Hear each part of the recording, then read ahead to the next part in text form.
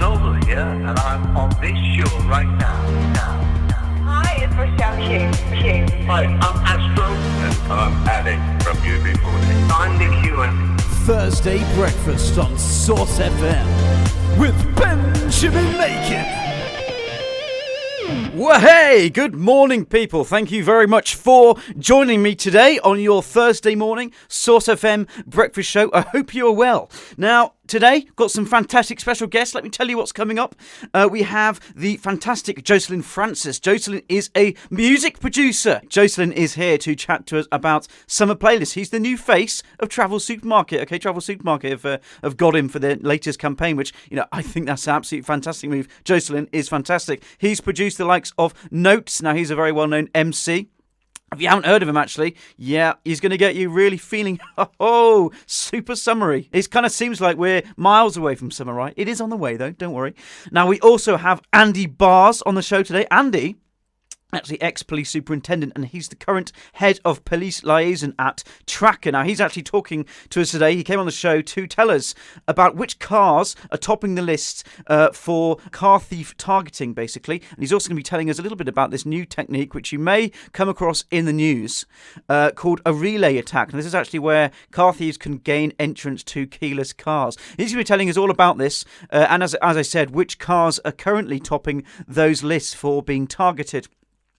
Now, we also have David Gleave. David is fantastic. He's an aviation safety investigator. He's actually coming on the show to talk to us about a new season of air crash investigation. Now, of course, at this point, I would like to just say that, you know, we were extremely devastated to hear about the appalling tragedy in Nepal a few days ago, of course, where 49 people did unfortunately lose their lives. A terrible, terrible, terrible news, and all of our thoughts do go out to all of those affected families. Now, I chatted to David before this happened, so he isn't aware of this, basically. He wasn't aware of this at the time when we spoke. But I'm going to play this section anyway, but if you are finding it difficult, please do text in. I would love to hear from you. And, of course, if you do know anybody who was involved in that accident, then I am very, very sorry to hear about this horrible tragedy. And then towards the end of the show, unfortunately, you know, a bit more sad news, of course, from yesterday, which I'm sure everybody is already heard about, actually. This is, of course, the great Stephen Hawking has passed away, age 76. This was yesterday. So today, towards the end of the show, I'm going to play our very own musical tribute to the fantastic Hawking. He's inspired many of us here on campus, of course. As a scientist myself, I can vouch for the fact that he has inspired many of us to be in the area that we're in currently. We're also going to recount some of my favourite space moments. So we've had some fantastic guests on previous shows, scientists talking about various space-related science. We've got Tim Gregory. You might know Tim, actually. He was the runner-up on the BBC programme Astronauts. Have you got what it takes? So it turns out Tim, yes, he most certainly does have what it takes. He's a fantastic. He was actually, well, I tell you what, his kind of proper title, if you like, he's a cosmochemist. That's probably the coolest term I've ever heard. We chatted to Tim a while ago now. Actually, we had a live call-in with Tim on the show. I've chosen just a couple of moments from that, and also a couple of moments from Lucy Kizik, who also gave us a live interview as well. Now, she studies Mars. Absolutely fantastic. So we've got both of those. We've also got the fantastic profs. They are going to make a return today because we actually had this debate. So Professor Sasha Dahl and Professor Dave Hoskin from campus, two of our fabulous, and I know I always say this, but they really are dangerously handsome as well. Fabulous profs chatting about, and this was, I got them to debate whether they thought the existence of aliens in the universe was likely or not. And this was actually off the back of a Stephen Hawking quote. So I'm going to return to that today as part of our Stephen Hawking tribute towards the end of the show. Okay, well, that's enough for me for now. Let's get started. I'm going to kick off today with the fantastic Andy Bars. As I said before, he's the head of police liaison at Tracker. Andy, welcome to the show. Now, join me in the studio afterwards. We're going to get some tunes on. He's got a fantastic music request too. Don't worry about it. All right, catch me soon. Yes, I'm Andy Bars. I'm the head of police liaison for Tracker Network UK. We're the biggest and longest established stolen vehicle tracking company in the UK. Fantastic. Well, everyone, welcome to you, Andy. Thanks for joining us this morning. To talk a little bit about this, actually, in a bit more detail, this tracking service, and also, indeed, your recent findings, your latest findings in terms of cars that are being stolen and recovered and things. But I just thought, first of all, if you don't mind, if we could just, very briefly, just remind listeners what we mean when we say this tracking technology, and also how listeners can go about, looking at this tracking technology for themselves. And then I was hoping we could then delve a little bit into your research. Yeah, so Tracker, as I said, is the largest and longest established tracking company in the country. And we tend to use a mix of both VHF tracking, so radio frequency tracking, or pretty unique in that respect, and also GPS tracking. Our VHF tracking equipment, we're the only company in the country that actually installs that in police vehicles and helicopters nationally in every police force up and down the land. Fantastic. And just thinking about cars then in general, and choices that people can actually make. And you're actually looking at the most stolen cars and the different types and the different models and things. Are there any types which kind of come up as obvious choices for car thieves at the moment? And of course thinking about keyless technology. But I was hoping we could come on to that in a second. But first of all, are there any cars which kind of top the list, if you like, for what you see being stolen and then re-recovered? It's certainly German cars are very popular. 7 out of 10 on our top 10 list were German marques. Yes. And certainly the number one was Mercedes C-Class, up from fourth position last year. So we've seen a larger proportion of Mercedes C-Class going up and down the country. Yes. And quickly followed by models such as BMW X5, Range Rover Sport, and again the Mercedes E-Class. And sitting in fifth position was the BMW 3 Series. And thefts of those have gone up quite dramatically in the past year or two. And these are cars, from these data that you're looking at here, these are cars which, have been taken, of course, but then have been re-recovered, is that right, through, of course, the tracking technology? That's right, we pretty much recover most of our cars within 48 hours. We're the only company that publish our recovery stats at 95% on newly fitted devices. Fantastic.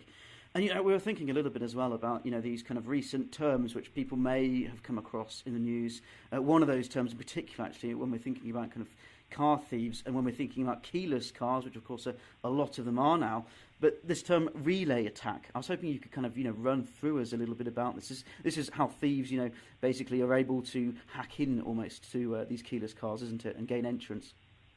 Yes, certainly. In 2017, 80% of our customers who reported thefts of their vehicles were still in possession of both sets of keys, tending to suggest that the vehicle had been stolen by a relay attack. And that's where two thieves acting in tandem, one using an amplifier and the other a transmitter, will attempt an address. The first thief will scan the address using the amplifier, capture the key code on the keyless fob that will be laid probably on a hallway table or a kitchen work surface, extrapolating that signal over to their accomplice that's standing by the vehicle. And of course, with this keyless technology, it works on thinking that the owner's present with the key. So what they're doing there is they're basically tricking the car into believing that the owner is outside the car waiting to get in. So the door will open, they will sit in the vehicle, press the start button, and here, presto, the car's gone within a matter of 15, 20 seconds. Right, yeah, I guess that name relay kind of suggests that obviously one of them then is acting to kind of relay that signal. That's what it sounds like going on there.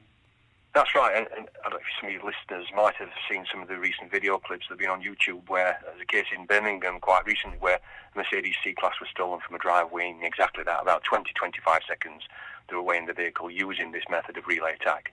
I was thinking as well, I don't know, in your opinion, Andy, do you think there is anything that people can do?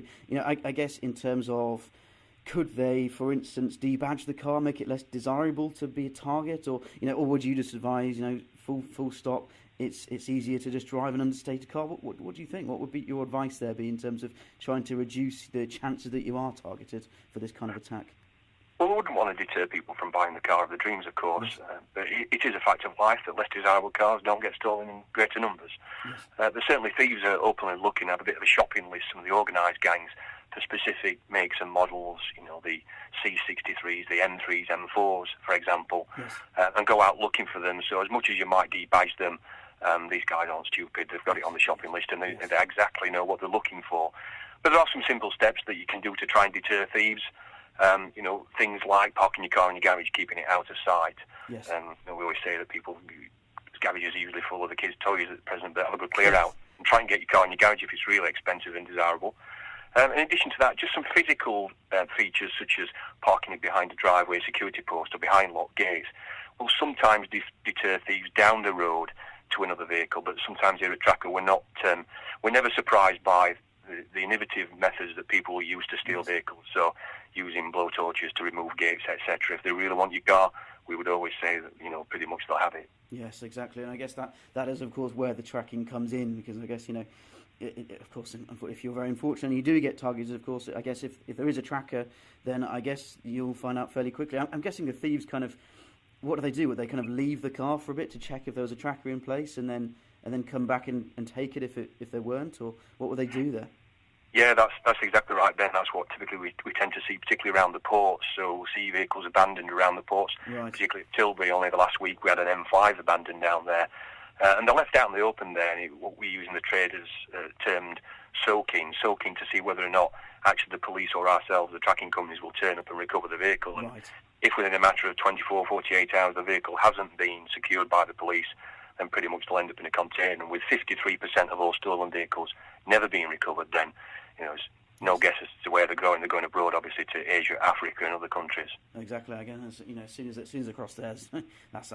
That's it. I guess nothing really can be done. I was thinking as well, Andy, just as just towards the end, I will let you go very shortly. But I was thinking, I don't know if this is quite a silly point almost, but I was just trying to think about whether there's potentially one positive, returning to the kind of keyless car technology and the relay attacks and things. I was guessing, one potential positive, and I know it sounds silly at first to say there's a positive about your car being stolen, but I guess, do you think it kind of leads to less kind of violent crime? Because if someone can just take your car without a key, that kind of negates the need to come into your house. I don't know if that comes into it at all. Yeah, I suppose there's that aspect of it, Ben, that, a lot of thieves now using technology, because if they break into someone's house, they could be confronted by the homeowner. Yes. The sentencing for crimes such as aggravated burglary, which you're talking about there, are much more severe than just stealing a car using electronic means. But a lot of these gangs, it has to be said, are not just stealing cars, they're also into more violent crime, into drug trafficking, into people trafficking. They're a large pot of different crimes, not just stealing cars. Yes, of course. Well, thank you very much indeed, Andy, for coming on the show this morning, and thanks for chatting to us all about this. Just one last question then before I let you go, and that would be, have you got anywhere that listeners could go and check out more of this information, and in particular as well, to check out the tracking services and also see whether, their cars on the, kind of the hit list, if you like, of those common cars that are being taken? Yes, certainly we've got some great tips and useful advice on our website, www.tracker.co.uk. And in addition to that, there's some great tips as well on the AA and RAC websites, signposting people. I guess some of the actions people could take would probably to consult a dealer to see whether or not there are any electronic fixes and whether or not your particular keyless theft entry systems could be deactivated if you're living in a hotspot. So some real good advice as well from dealers and not just ourselves at Tracker. Fantastic. Well, thank you very much for your time, Andy. Now, one very last thing before I let you go, and that will be, a different note now, a bit of a lighter note, but would you have a little song request off the top of your head at all for the show? Because I think it's only fair. I think something by Anne-Marie. I heard her this week on the Jeremy Ryan show, and she was singing live, so anything by Anne-Marie. Oh, fantastic. Excellent choice. Well, thank you, Andy. I'll let you go. Thanks for your time this morning. Great, thank you. Oh, yeah, a cracking choice. Thank you very much indeed, Andy, for coming on the show. That's Andy Bars from Tracker we just heard now. Now then, coming up next, we have this interview with David Gleave. Now, David, he is an independent aviation safety investigator, and he's actually talking today because of a new season of air crash investigation on National Geographic. So he's going to be telling us what it's like to be, working in this field. I guess straight off it sounds like it could be an extremely depressing and difficult, very difficult thing to work in when you have to deal with crashes. And he's also going to be telling us a little bit about what he thinks about cybersecurity. Now, this is something which a lot of people have sort of flagged up in opinion. I guess it's kind of coming off the back of a lot of films and things, and that is that there's deep concern for cybersecurity for aircraft. So David's going to kind of talk to us a little about that as well. And also, Yeah, and I just wanted to say at this point, my deepest sympathies and all my thoughts go out to those affected by the Nepal air crash, of course, which has happened recently. I just want to say as well that David, so my guest today, he wasn't aware of this incident, unfortunately, before we had this interview, because I chatted to David a few days ago now, actually, when we had the snow, as you're about to find out. Well, I hope you enjoy this. As always, okay, you will find me back in the studio straight after this interview. And we're going to be playing some more tunes. I've actually just, I'm reaching out for requests as well. So if you do have any requests, do get them to me. You can find all of my contact details on the Source website. So if you've got anything you want me to play, if you've got that burning desire for a particular song, I know the feeling. You know, it could be a bit of Tom Petty, could be a bit of Rod Stewart. Never know. Give me a shout, give me a text, whatever. I'll get it on for you. Okay, David, thank you. And a very warm welcome to you. Hello, Ben. It's David. Yes, everything's great at this end. Thank you. Excellent. Well, good morning to you. Thanks very much indeed for joining us today, David. Really appreciate that. Absolute pleasure. I wonder if, first of all, I could just give you a chance just to, briefly introduce yourself to our listeners, if that's okay. And then, I'll fire some questions your way, if that's okay. Hello, my name's David Gleave. I'm an independent aviation safety investigator. I specialise in accidents that occur around airports and look at air traffic control issues, as opposed to being the generalist pilots or engineers that look at most aircraft accidents. Well, a very warm welcome to you, David. Thanks for joining us today. And this is actually, of course, this is fantastic that we've got you here to speak to us today in light of course, the brand new series of air crash investigation on National Geographic. And I think this is something which a lot of people do indeed worry about. And actually, you've got some research alongside this new series, just showing that as well. But I think everyone can immediately think of different concerns they might have about flying. But I was just hoping really that we could just start just by getting like a little insight into what it's like working in your world. Because I mean, my first kind of thought about it would be, is it just really depressing? Is it hard to do it? The world that we work in is quite isolated from the rest of what goes on. There's a small group of people, about 500 around the world, that specialise in this area. Yes. Many of us get together at annual conferences or regional conferences, so we've got a very good network around the world of specialists. So they call me in for my particular area. So there's a lot of support within the group. But yes, mentally it can be very tough. I personally find listening to the cockpit voice recorder, when you know that there's going to be an accident and then the pilots realise that they're going to have an accident, that's the toughest bit of the investigation for me. Gosh, yeah, I bet that's difficult to kind of just, shake off as you go home sort of thing. It must be tough. Yes, you need to have a good home support network and to be able to go and talk to people afterwards. And in that sense, yes, you can be quite isolated if you're in a country sort of 5,000 miles away from any family support or support from friends and things like that. But I think as mental health is becoming a bigger and bigger awareness campaign, then it's a lot easier to do it these days in this country. Yes, that's a fantastic point, actually. Easier to approach people about issues that might come about. And of course, this is really vital work, of course. Let's not forget that, of course, because, I mean, I'm just trying to kind of, think of a good way to explain it. I don't know if you kind of agree with this, but to me it kind of seems like it's like the forensic investigation of a crash, in the same way that you'd get a forensic investigation at a crime scene. Yes, I mean, we take the investigation very, very seriously because the relatives want to know why they've lost their loved ones. Yes. And that's a very important part of it, as well as reassuring the public that we're not going to have the same type of accident again. Yes. So that's part of the series. If people are worried about flying, then they watch Air Crash Investigation. They show the great depth that we go into. I can be tasked for up to 2 years to work exclusively on one particular aircraft accident to look at my speciality. So there's a lot of very highly trained and very highly experienced engineers, pilots and meteorologists, psychologists, whole group of people looking at every individual little detailed aspect to see if there's something we can learn from this and can we pass the message out. So it's very important that we go through things in a very rigorous, scientific, structured manner. Yes. As you say, it's basically just like your forensic CSI that you would see, or scene of crime officers and things like that. So, yeah, everything is done in a very detailed manner. And we're not afraid to go outside and ask for extra assistance because in general, within aviation, we don't deal with explosives. So if we think there's been a terrorist bomb on board the aeroplane, we'll bring in outside security services to look at that. So it's kind of fluid and flexible as to where the investigation goes, depending on what the concern of the investigator in charge is. And the fact that you yourself are a specialist in a particular area as well, I think that's just highlights to people the fact that there's a lot of specialists will be involved in all different areas, and you're saying, but I bet though it's quite difficult to so you take these specialists such as yourself and to look at specific aspects of a particular aviation accident, but I can imagine it being very tough actually, and probably much tougher than people might imagine, to then piece all of those pieces of evidence together and come up with a big picture. Well, putting together the big picture is a lot easier than it used to be in the past. We have cockpit voice recorders and we have flight data recorders. And modern aeroplanes can record the voices of the pilots for just over 2 hours, and we'll have the past 25 hours of what the aeroplane did in terms of which switches were switched on and what the control positions were and how the aeroplane responded to that available to us. So these boxes are incredibly tough. They are fire resistant. They're designed to be thrown against mountains and then submerged 3 miles underwater and all this sort of thing. So these incredibly tough boxes, actually when you split them apart, really contain the same sort of memory that you've got in your camera. Right. They're just little memory chips.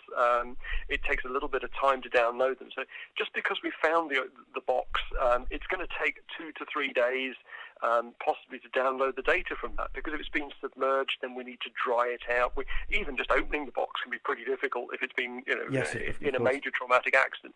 So people have got to the stage these days where they almost expect the answer instantaneously. And we may know what went on, but we don't know why. And that's where the big solving the puzzle comes in.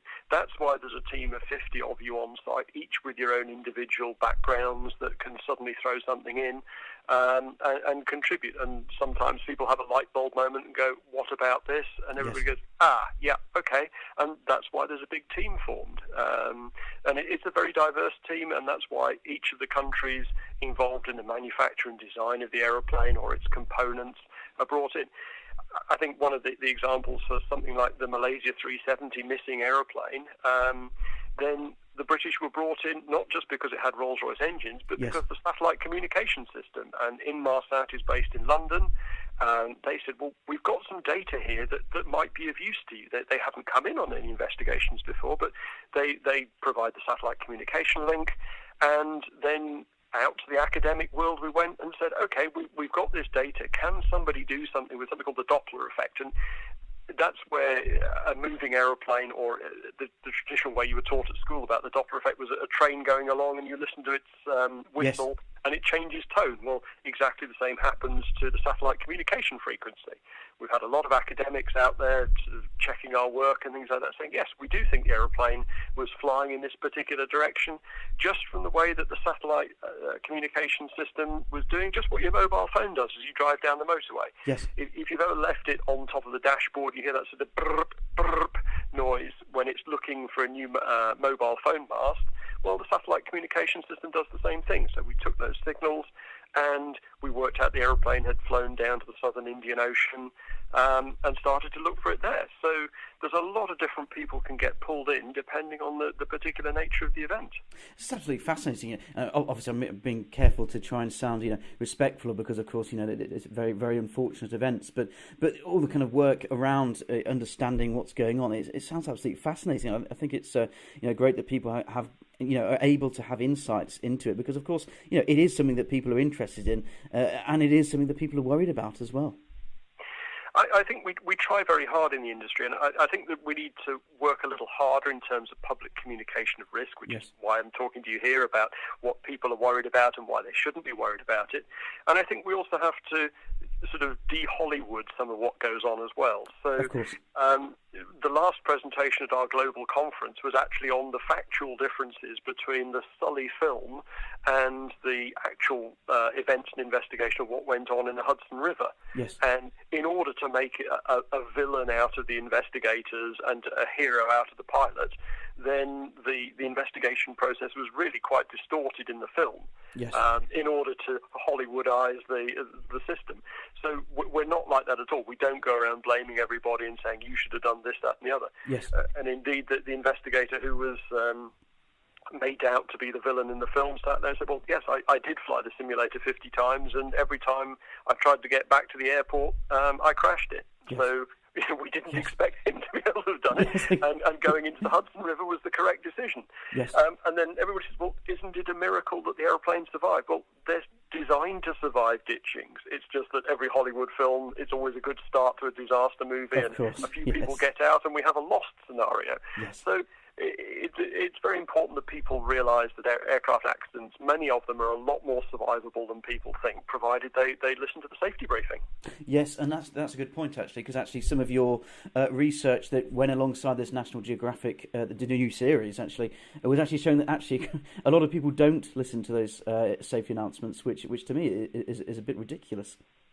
Well, my last commercial flight, I was sitting in the exit row over the wing, as is my wont, and you'll see in the research that some people choose to sit in areas like that. Yes. And the person next to me had earplugs in and their eye shades on and was asleep during the safety briefing. Yes. I thought, well, they're not going to be able to open the door. Now, I do know how to open the door, and I'm very confident I could do that in the dark, blindfolded, or whatever.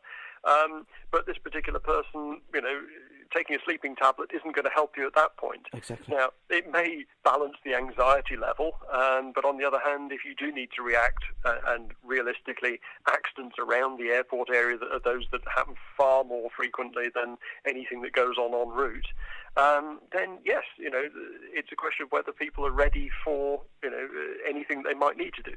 But it's overemphasizing how often it does go on. So, yes.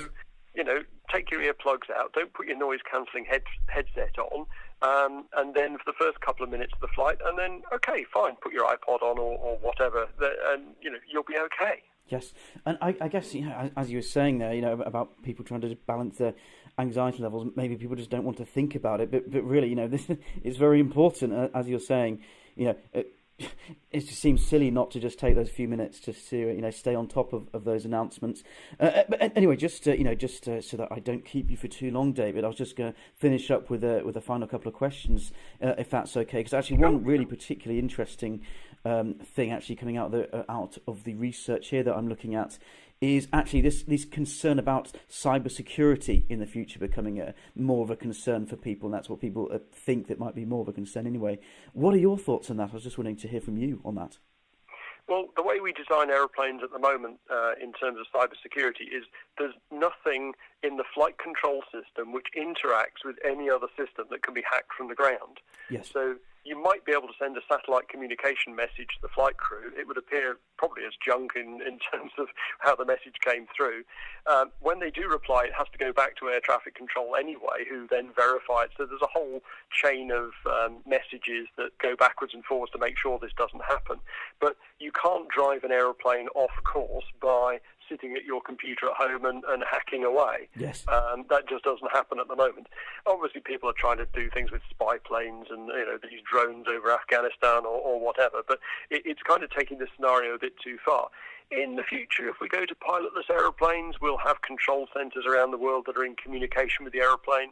But essentially what will happen there is the aeroplanes will be reporting that operations are normal, and there'll be no way of interfering with the aeroplane whilst it's quite happy. Yes. Only if they need input from the ground will the aeroplane open up and actually allow you to talk to it. So, sure. I think it's one of those nice conspiracy theory Yes. things. People have tried it and shown that it doesn't really work. But yes, you can just about hack into the satellite communication system, but that isn't linked to the navigation system, so the aeroplane's going where it should do anyway. So it sounds a little bit like it's kind of your point before about Hollywoodizing things, and that sounds like another kind of good example of that as well, actually thinking about what happens in films and stuff, things getting hacked and stuff left, right and centre. Well, yes, and every time there's any form of engine failure on board an aeroplane, then there's always a fire, and then there's a big crash and all the rest of it. Well, I mean, the simple thing is that essentially if there's an engine failure, yes, the aeroplane may shake around a little bit whilst the pilots shut the engine down, but after that, almost every time we don't have a fire that spreads from there. the aeroplane flies perfectly happily, having lost one engine. It's designed to do that. If one engine takes a goose on takeoff, then okay, you'll still climb away on the other engine. That's been designed into the system. So there is no, you're not instantly going to suffer from an aircraft accident just because you've lost an engine. Well, thank you very much indeed, David, for chatting to us today. I'm conscious of time, so I'll let you go now. Just one last very quick question, and that's just, I wonder if you could just point people in the direction to go for more information if they're interested, or indeed if there's anything that you would like to just say now that I've missed so far. For more information, then obviously watch the programmes at 9 o'clock on Thursdays. You can go to the nationalgeographic.co.uk website to find out a little bit more about those. If you want to look at more information about aircraft accidents, then I recommend using the official accident reports that you can get to via sort of Wikipedia, but do use the official sites rather than anything else. And essentially, if you're in turbulence, don't worry. Just sit down, belt up, and you'll be fine. The aeroplanes are designed to take it. Fantastic. Well, thank you very much indeed for your time, David. I'll let you go. Thanks. Cheers. Well, thank you very much indeed again to David Glee for coming on the show just now. Now, I have had a fantastic request come through to me from the one and only, Mr. Rhys Samuel. Rhys, if you're listening, I think it's time to get this on, actually. Now, he tells me he's been cruising in traffic, playing this beat, loud and clear, dancing along. Rhys, I don't blame you. Don't blame you at all. Maybe you should think about, playing this really loud today as well. Okay, hope you enjoy, people. Catch me in the studio afterwards. But for now, here it comes. Okay, coming up next then. Now, this is interesting, actually, on the kind of fantastic music front. Well, we've got a guest actually perfect to follow that up because we have Jocelyn Francis. Jocelyn, actually, he's worked with well-known MC Not3s, okay? He was actually on stage with them as well, okay? He's cool dude, this next chap. Very, very cool dude. He's actually the new face of Travel Supermarket's new campaign, so that, I really don't blame him at all. He's talking about, so that actually basically what they wanted him to do was they wanted him to compile this summer playlist. So they did this survey basically, finding out people's favourite summer tracks and things. They were thinking, people want to look forward to summer. I agree. I always look forward to summer. Absolutely love summer, especially being in Cornwall, right? Beaches in summer, just can't beat them. Early summer, Cornwall is the best, I think. Anyway, so he's on the show to talk about this. He's going to help us get a little bit summary. Now, he's promised to help me make, apparently, a smash summer hit. Yeah, and I can hear you. You're thinking, well, that's impossible. Ben's not going to be able to do that. Well, maybe I can. Maybe I can with the backing of Jocelyn Francis. Maybe I just can. We'll see. Going to play some of his work as well. Actually, after this, he's got a request as well. He's a modest man. He didn't request his own tunes, but I will play some of his own tunes as well. Don't worry. Now he's actually given me some advice and some advice for you as well. So if you're listening in and you might be a musician or perhaps you know a musician, and they need to make a summer smash hit, because, come on, who doesn't want to make a summer hit, right? Well, he's got some advice. He's got a formula. I asked him to come up with a formula for a summer hit, and he's given us some checkpoints. That's fantastic. This little checklist you can tick off as you go through making your beat. Okay, anyway, that's just quite enough from me. Let's get on the man himself, Jocelyn Francis. Jocelyn, welcome to the show, good sir. My name's Jocelyn Francis. I'm a sound and mix engineer working in central London. I'm here to talk about summer musics with Travel Supermarket. Yeah, awesome. Well, I think it's about time that we started thinking about summer, right? Because the weather recently has been absolutely atrocious. It's been freezing, even in Cornwall, okay? So usually, I'm not used to seeing snow in Cornwall. The past few days, I bet. Yeah, it's crazy, like snow right up to the sea line. It just looks really surreal. It's crazy. Yeah. Yesterday I spent the whole day tucked away in bed looking at the snow from my window in Croydon. So yeah, I think we're all suffering from it. Yeah, exactly. A bit of summer music is exactly what the doctor ordered. I think definitely is, mate. And I see recently as well. You've been working on some absolutely wicked hits like My Lover, which is absolutely wicked. I watched that on YouTube actually yesterday. Absolutely cracking track. Yeah. So the most popular one I did with Not3s was his track Aladdin, which was a big hit. Everyone's loving that vibe at the moment. I was actually with him last summer at Reading Festival on the side of stage of him. Fantastic. And watched the crowd, and it was an epic experience. Yeah, I mean, I bet when you kind of music, when you're kind of in the zone doing the production things, I bet you kind of get transported away anyway, because I can't imagine you feeling wintry when you're making a track like that. I wasn't actually behind the production to that. A good friend of mine, Remedy, he's an amazing producer. Yes. I worked on the post side of things, so the mixing and the mastering and stuff like that. But those tracks are just, there's nothing bad you can say about them. They're just good, positive, and it's good music, especially coming out of like the urban culture at the moment. Yes. So exactly. No, it's absolutely fantastic, and I think as well. Over at you've got this survey, haven't you? Basically, over at Travel Supermarket, looking at summery songs. Exactly that kind of idea, right? People feeling summery with summer songs. Yeah, I think it's a really, really nice story, and it's exactly what the country needs at the moment. It's just a way to make people feel a little bit more summery, especially in this bleak weather. We from some of the songs they've collected it. We've got some real good bangers on the playlist, like Happy by Pharrell and California Girls by the Beach Boys. Yes. We've got California Girls by Katy Perry as well. Yeah, there we go. There's some really, really great songs on there. Yeah, absolutely. Well, I think I've just seen, for the last 5 years, one of the top choices has been We Found Love by Rihanna, of course, and Calvin Harris.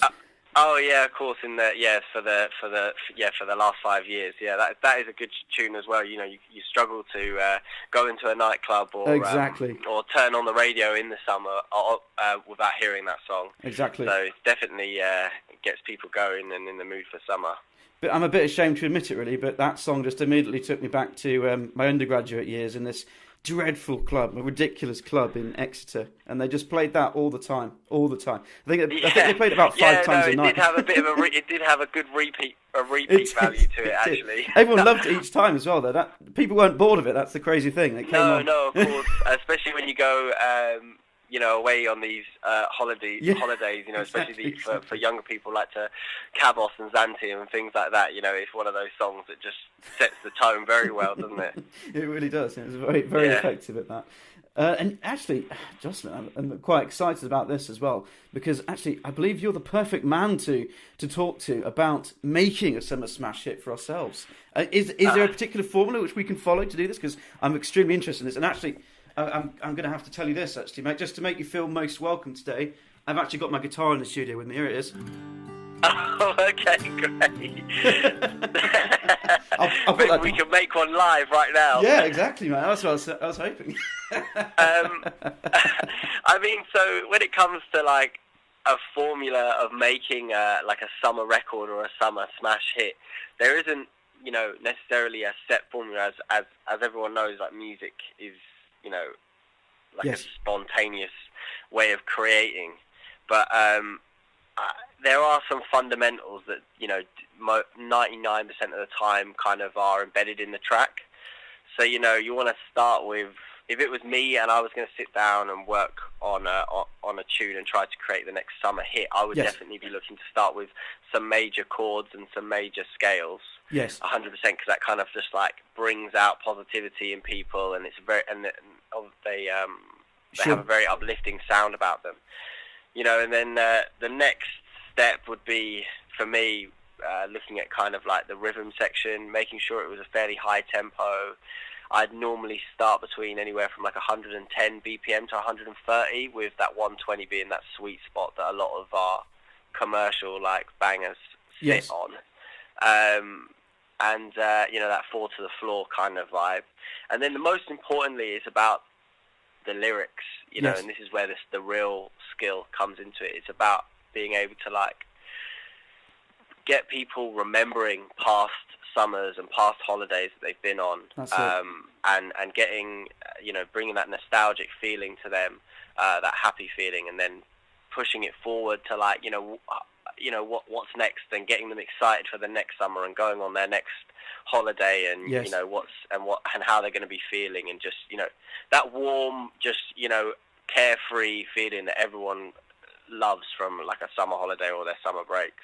Oh, that's fantastic. You know what? I might have to attempt one. My attempt will be quite dreadful, I think. But I'm gonna have to attempt it, right? And I might send it your way because you do actually offer mixing and mastering services, right? So yeah, 100%. Please do. Excellent. Yeah, I'd love to hear that. Yeah, you have to be very nice. You have to say, "Oh, Ben, that was incredible." That, even if it's absolutely dreadful. I will be. Apologise in advance. I'll give it a shot anyway. No, that's fantastic. I think you're totally right as well about the kind of summer feel, and you know, all of these songs are just evidence of that. People just love songs that remind them of holidays because why not? I mean, everyone loves holidays, right? That's it. You know, looking at the research that Travel Supermarket provided, the second top song, "California Girls" by the Beach Boys. It's all about being on the beach. It's all about having fun. You know, and that just sums up a lot of people's summer holidays. You know, so it just. You know, there's not many people out there that could argue that's a bad feeling. Yeah, exactly.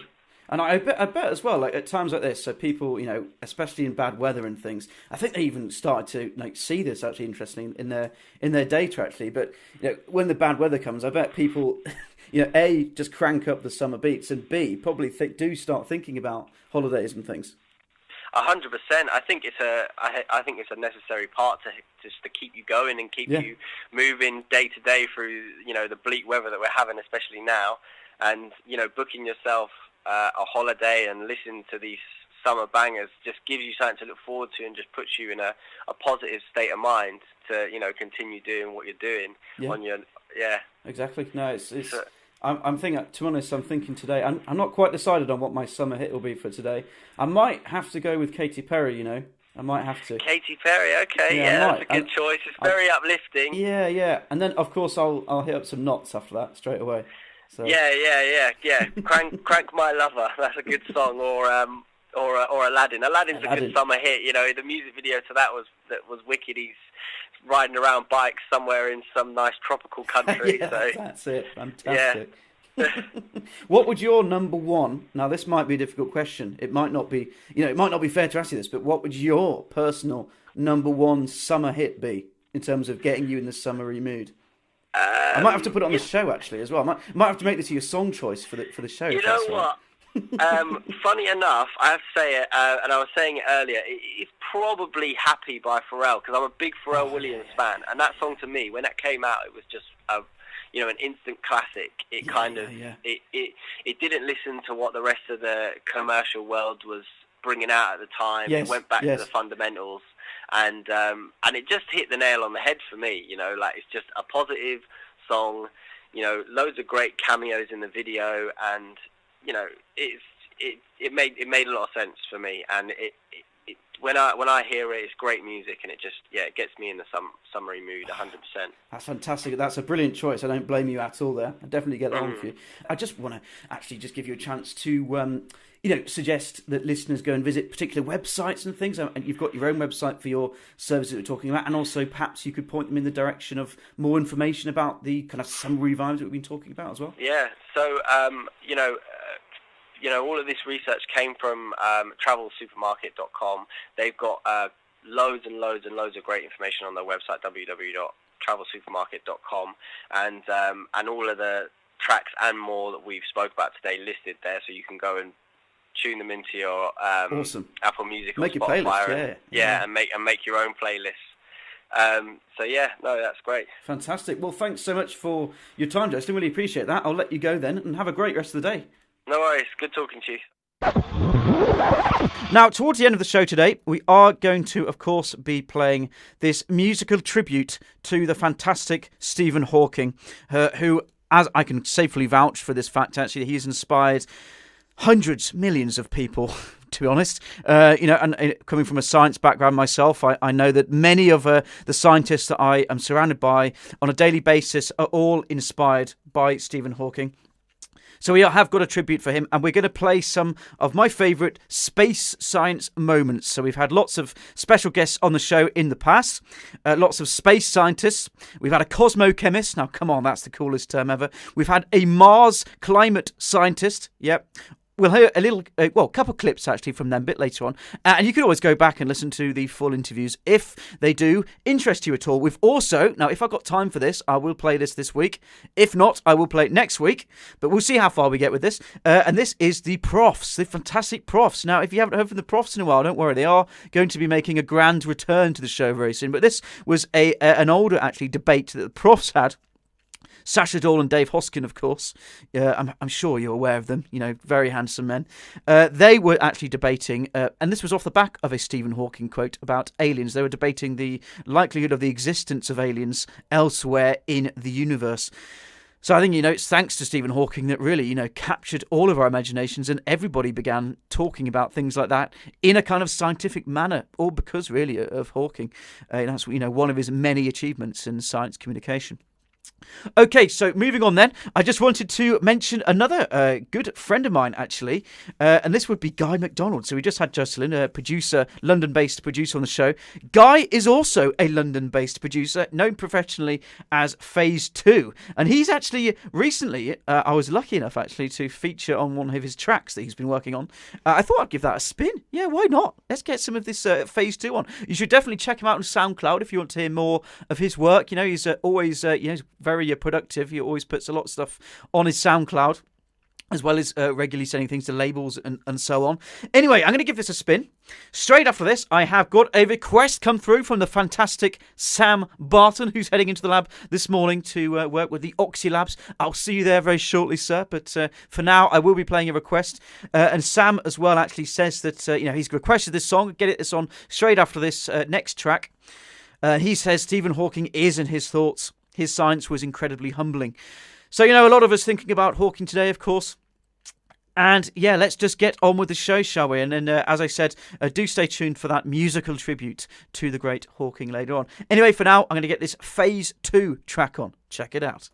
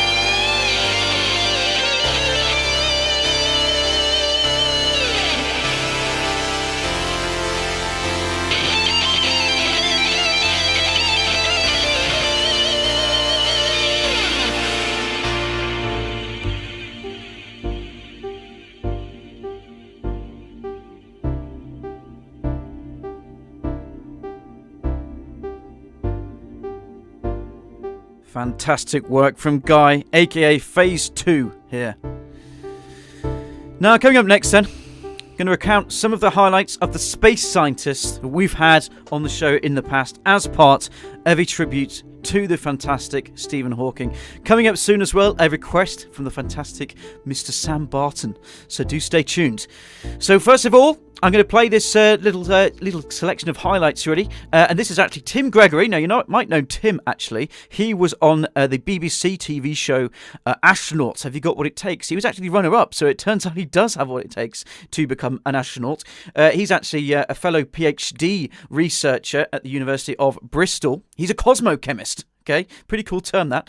He's also here alongside Lucy Kizik, who is a Mars scientist. She specialises in the climate and planetary science of Mars, which is fantastic. So we had these two on the show a while ago now. They did a call-in for us, a live call-in. We've also got the Profs, who will be debating aliens. We'll try and get that on today as well. And we've also got this musical tribute coming up now as well. So first of all, I'm going to play the clips from our space scientists. Hope you enjoy this. I do remember as well, Tim, actually, you had an excellent piece of equipment which you used. I believe you called it the party ring. Is that right? Yeah, party ring. Fantastic. Yeah, I really want to hear about that, if that's all right. So I call it the party ring, but it's actually called a synchrotron, which is perhaps a much cooler name. That is very cool. I went to a synchrotron last year in Switzerland. It's called the Swiss Light Source, and the synchrotron it looks like a party ring from above. It's like a giant donut where they accelerate electrons round at near the speed of light. And they send them around little corners. And when you send an electron near the speed of light around a corner really fast, it produces a big beam of X-rays.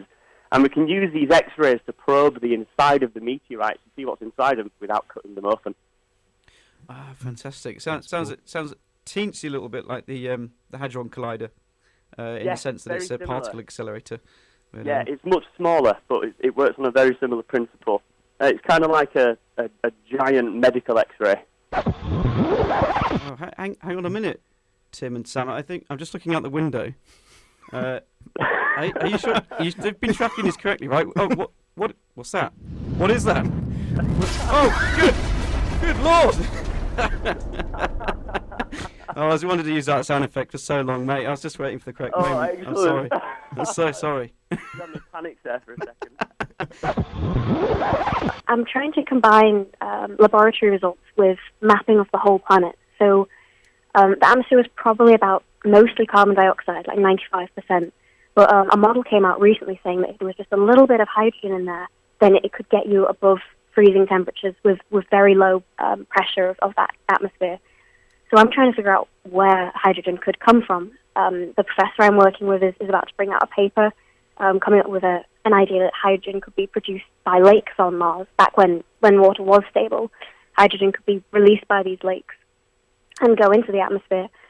So I'm trying to figure out how the hydrogen could be formed, so that's a chemical reaction that would produce this gas as a byproduct, and then trying to map lakes all across the planet Mars to see whether the output of this gas would be enough, whether the amount of lakes and the amount of gas being released could be enough to have altered the climate at any point. Okay, if you want to hear any more of those interviews, please do check out the Listen Again service on the Source website. But for now, it is time for this musical tribute to the fantastic Stephen Hawking.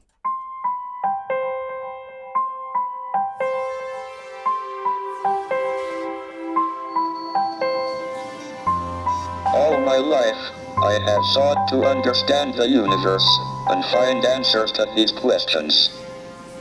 I have been very lucky that my disability has not been a serious handicap.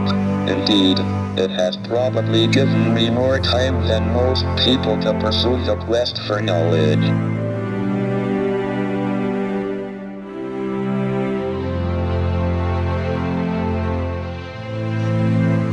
The ultimate goal is a complete theory of the universe, and we are making good progress.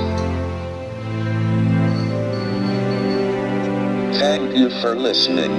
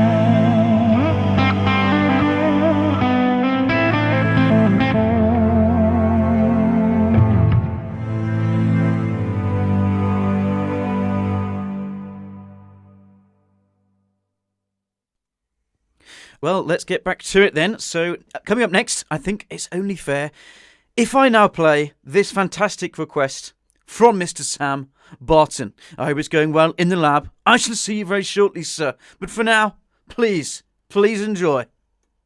Please enjoy. Now, this tribute wouldn't be complete if we didn't also feature the fantastic profs. We've got two of our brilliant profs who appear regularly on the show, actually. This was an older one now, actually. I played it a couple times before on the show, so you might have heard this. If you haven't, though, I just want to remind you that it exists. I think it's a great little debate, this one. So this is of course, the fantastic Professor Sacha Dahl and the fantastic Professor Dave Hoskin. Now, I presented them basically with this quote from Stephen Hawking about aliens in the universe, and basically got them to debate, what they thought about the likelihood of the existence of aliens. But the kind of catch here is that I did force them to take opposite views because, we wanted a little bit of entertainment, didn't we? It's always great when they disagree as well. It's brilliant. Anyway, I'm going to play first couple of minutes of this. If you would like to listen to the full interview, please do go on the Listen Again service on the Source website. I'm going to play a little bit of this, and then I will have to fade it out, actually, because they were very strict about a particular music request that I played today if I was going to feature this one again. So, unfortunately, I better listen to them. They are my superiors, so I probably better play it for them. Anyway, here's going to be the first couple minutes of this debate featuring Sacha Dahl and Dave Hoskin. Hope you enjoy. A special debate now between two of our expert scientists, and may I say they're also quite dangerously attractive as well. We've got the great Professor Sacha Dahl. Say hello, Sacha. Hi. He's saying hello. Absolutely. And we've got the great Professor David Hoskin here as well. Hello, nice to be here. David, I believe you're going to read out this extract, and it's going to start a debate with the great Sacha Dahl. Yeah, so having just seen this for the very first time, so this is from an article in The Guardian in 2010, where Stephen Hawking, who some believe to be the greatest mind that's ever lived, stated that based on the sheer number of planets that scientists know must exist, we are not the only life forms in the universe. There are, after all, billions and billions of stars in our galaxy alone, and it is reasonable to expect an even greater number of planets orbiting them. Therefore, we should expect that there is some life out there, and some of it might well be intelligent and capable of interstellar communication. So I would say that statistically, he's absolutely right. We are a small solar system with a small number of planets orbiting a fairly ordinary sun. And on one of these planets, at least, there's intelligent life in Australia. No, there is intelligent life. And that's incredible. But what that, of course, means is that if you just magnify that up, if you take our solar system as being just an average old solar system, and there's no reason to think that it's in any particular way special except for the fact it's the only solar system that we know that has intelligent life. But if you magnify that out across the vast expanses of space, the vast number of stars out there, it would be incredibly improbable that there's not life out there somewhere else. So it's pretty much a statistical argument, and some people have done some back of the fag type calculations on this sort of stuff, and what seems relatively unlikely when you multiply it by the large number of stars that are out there suddenly becomes almost inevitable.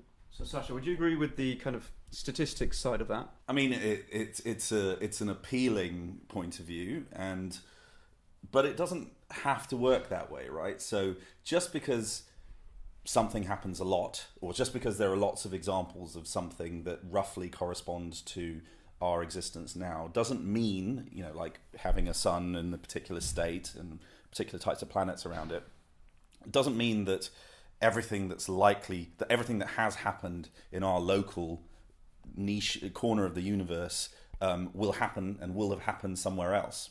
Because if the universe is infinite, okay, or practically infinite, which I think most kind of cosmologists probably adhere to, then you would expect even the most improbable events, like the most improbable, so improbable that you would consider them impossible, and singularities, if you like, in the kind of definition of the term singularity, as in something that happens only once, you'd expect to see them somewhere in the universe one time in a universe that's effectively infinite. So just because we exist doesn't mean that all of the conditions that led to us are probably going to have happened in many other places in the universe. I mean, it's kind of a very difficult road to go down to demonstrate that kind of conclusively, even logically, even mathematically. You'd have to be hard pressed to prove that.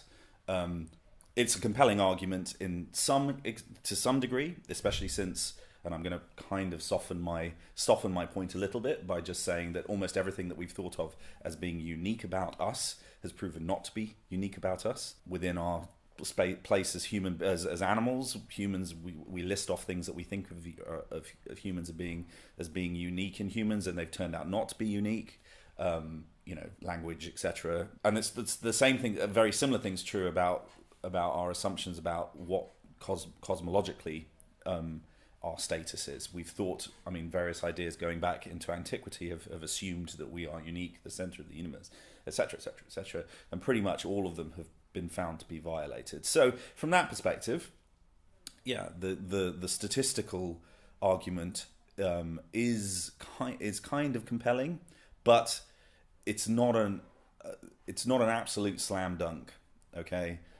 In the sense that in an infinite universe, you'd expect some things that are only ever going to happen once to happen.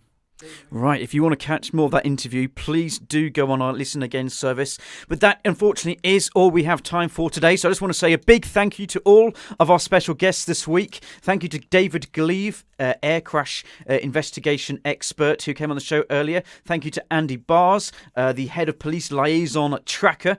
Thank you to Jocelyn Francis, the music producer and sound engineer who we had on the show earlier as well.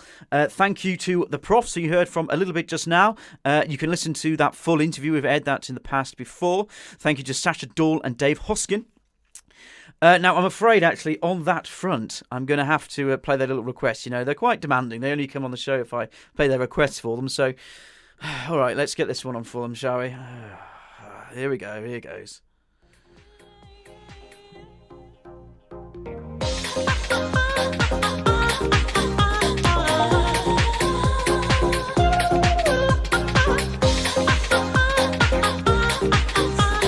Woo! Funk it! Yeah! This goes out to the great Sasha Dahl and David Hoskin. Hey! University of Exeter, Cornwall. Cornwall campus is the best! Okay, that's probably does it for that one, doesn't it? Okay, well, thank you so much to everybody who tuned in. Thank you very much for joining me this morning. I really hope you enjoyed that. And also thank you, of course, during that musical tribute towards the end there, thank you again to Tim Gregory and Lucy Kissick, who have appeared on the show in the past as well. Thank you very much, everybody. Hope you have a fantastic Thursday. Have a great day tomorrow. And most importantly, have a brilliant, brilliant weekend. Now, that's it from me. Goodbye now. Goodbye.